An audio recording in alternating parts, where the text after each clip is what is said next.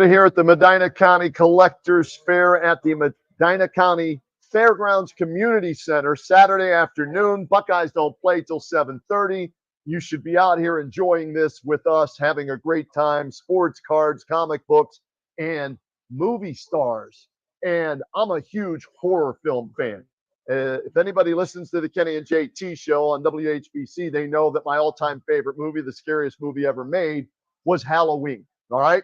And this has become a franchise that is a big-time moneymaker, and the scariest character in movie history is Michael Myers. And sitting next to me, you finally get to see what Michael Myers looks like, because sitting next to me from Halloween 2018 is stunt actor, stunt man, stunt double, all of the above, Cody Robinson, joining me today to talk about one of my favorite movies and franchises. How you doing, Cody? I'm doing great, man. Yeah, this for you. Do you have fun when you come out here and your fans of the movie get to see you, and then, like I am right now, converse with you about the movie? Well, I'm pretty much brand new to these cons. It's my second one, but man, it's been a lot of fun. It's been a lot of fun. The fans are always great when you come out to these things. Everybody's super respectful, super interested. Kind of makes you feel important for a little bit, and get to add to everybody else's collections, get to add to all their happiness. So right, I'm enjoying it, man. The atmosphere is great. Yeah, and GreenieSportsCards.com. Look at this. Got your own card too. Greenie made up. You gotta love that. So Greenie does that and does a great job, and that's why I love coming out to these with Greenie and his entire staff. So when I saw this and he said you were going to be here, I'm like, okay, I'm coming on Saturday for sure. I got to talk to him to find out what it's like to be on the set of a movie like that and to play such an iconic character who doesn't say a word but steals the movie, in my opinion. So let's go back to how did you get the opportunity to play in Halloween 2018 and be Michael Myers, or the Shape, whatever they call them these days? Well, I've been doing stunts for like professionally full time for a little over 11 years. And at the time, so in 2018, it would have been probably, I don't know, 5 years at the time. I'd worked with a bunch of different stunt coordinators, and one of the stunt coordinators I worked for was on The Walking Dead. Okay. And he recommended me to another coordinator that was flown in from California to do the reshoots for a movie. And on the way to the reshoots, I wasn't told what it was, but I was doubling a guy. I was told it was my height and weight. And I was like, okay, by the way, what movie is it? And finally he goes, oh, it's the new Halloween movie. You're going to be Michael Myers. And I was like, oh, okay. All right. Well, I mean, that worked out perfectly, because, I was like, I've always been super interested in slasher films and horror in general. And my degree was in criminology. So I love I love studying like serial killers and all that kind of stuff. So I was like, oh man, I was kind of prepared for doing this my entire life. And, I come from a martial arts background, so I know how to do damage. But it was a sense to get to channel all that, kind of like aggression, but also that kind of like that otherworldly, like kind of evil kind of like persona in the physicality of the role. So I found out as I was on the way, and it was 2 weeks of reshoots, because all the action for the 2018 movie was shot in the reshoots. So I ended up doing a bunch of different stuff. Yeah, so it was fun. 2018, the original came out in 78. So this is a movie and a franchise that has stood the test of time. Legacy. Right. How aware were you of how huge this franchise was? I knew it was a household name. I knew that, like, it was, and I had grown up watching them and stuff too. I'd probably seen it a few times from on TV and things the other day. I probably didn't get to watch it because I grew up in a Baptist family, so we didn't get to watch all the horror movies unless they were on television. But later on, I got really into horror, especially when I was in college, and a little bit later. My wife and stuff doesn't like horror, so I didn't get to watch them as much. Right. But now my kids love horror, so at least my daughter really loves horror. So we watch probably one a week during September and October, leading up to it.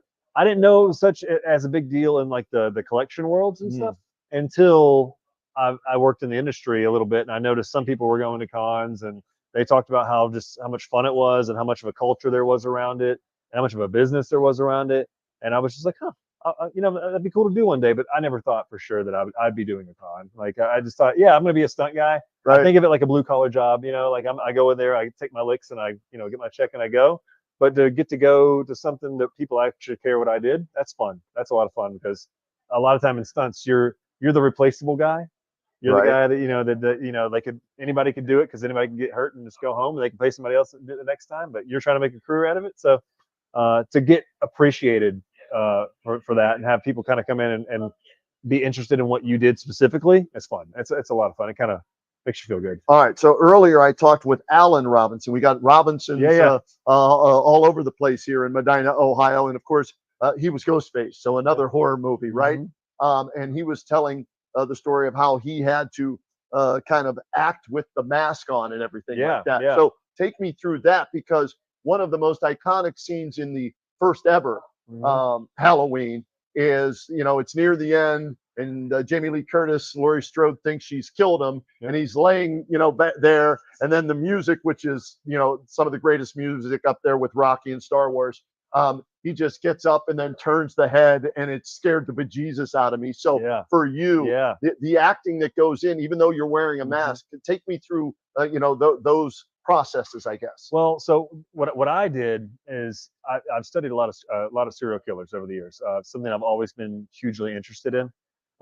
So just wondering where that evil comes from. So but to me, it's like I've learned over the years that certain characters, there's different archetypes of killers, and Michael is definitely the 1,000-yard stare psychopath. Right. So that kind of person where the humanity is left, like the soul is left, and it's just like literally acting like animalistic, just go go go go go, and nonstop. But it also, you don't feel as much pain, all that other kind of stuff. So I kind of channeled that in what I was doing. But also in my experience as a police officer, I used to be a cop for 5 years. Really? So I've seen the face of evil, people that were absolutely done terrible things, and I channeled what I saw in their eyes, like people that have done really awful things. Channel what was in their eyes, and what was in their eyes was never. It was never hurt. It was never. It was never like there was nothing complex there. It was very much a base level, like just humanity has left this body. No sorrow, no the feelings. People that have done the worst stuff, it didn't even faze them. It's like breathing. It's like breathing in them. So when I channeled what I was going to do for Michael, obviously I was doubling James Jude Courtney, so I was trying to mesh with what he was doing. So there was always that part combined, but there are other parts where the body acting and stuff, and you realize you have to use your body and your neck and the way that your eye contact goes in certain ways, and staring past people. If you're looking towards the camera, you're never looking at anybody. The eyes have to be a little bit wider and not as focused. 1,000-yard stare, we call it. So that's what you're always told when you're policing, that like if somebody gives you the 1,000-yard stare, you better back up. Because like something's about to go down. Humanity has left the body. So I channeled all that for what I was doing. And I have a history of martial arts too. So, the movement, I've always been really interested in like copying someone else's movement or finding a way to do it myself. So I've done a couple different roles over the years for different things that I had to do that. This is awesome. Cody Robinson is our guest here, and we're live out here at the Medina County Collectors Fair. That runs till 6 o'clock on Saturday night here. If you're watching live, you got a little time left tonight. 10 to 4 tomorrow. I love the card again. Greenie, great job as always doing the cards and everything with the mask behind it. And I told you off the air, what's cool for me in talking to you and hearing those stories is a couple of months ago, had the opportunity to interview William Shatner. Oh, yeah. Right? I can call him Bill now. We're friends. Yeah, Billy. Okay, so Bill, right? So I meet him, and I found out you were going to be here today. So I'm thinking, wait a second. I was a huge Boston legal fan. Denny Crane. William Shatner was in that TV series, right? So but his face, the mask that you wore and all the Michael Myers guys wore, it is the mask and face of William Shatner. So within a few months' time, I've met William Shatner, the mask that it was made from, and now the guy who wears the mask in one of the Halloween movies. Did you know it was a William Shatner mask? So I did not know that piece of trivia until I was about to put it on. And so the guy that was there, I'm just going to kill me for forgetting his name, but he's iconic. And he told me, he's like, this is based on the Captain Kirk mask from, I was like, what? I never knew that. I didn't put two and two together until I literally was like, put the mask on. Yeah, you can see, if you look at it now, you can. It's like a dead giveaway. Yeah. But I grew up I was born in '85, so I didn't experience the original Captain Kirk. Gotcha. So, yeah, absolutely. When you did the movie, all right, and it's finished, and then you see the finished product, all right. I'm always curious what actors think, whether they're stunt doubles, stunt actors, lead actors, fill-ins, whatever it is. When you go and see it, what's going through your mind as you're watching it? Are you watching it as a movie as a whole, or are you looking to see where you're at? How does that work? It's always a combination. It's like if it's a movie that I was already super interested to see, Yeah. then I try to take myself out of it and just watch the movie because I love the movie.